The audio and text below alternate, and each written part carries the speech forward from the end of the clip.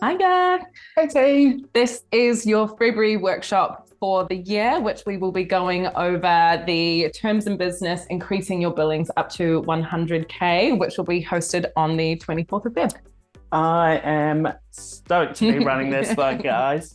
I've got, well, I think most of you will know I've got around 14 years of experience, and I think often what we do as recruiters is devalue what we do.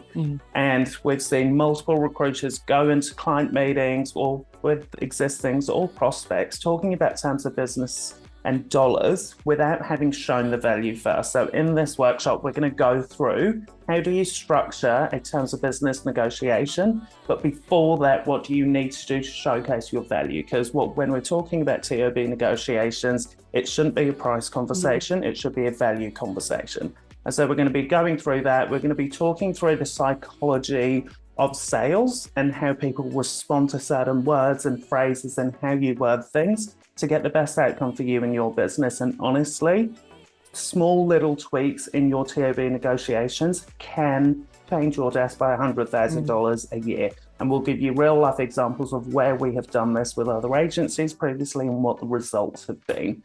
So really looking forward to seeing you guys on this one. We will see you there. See you there.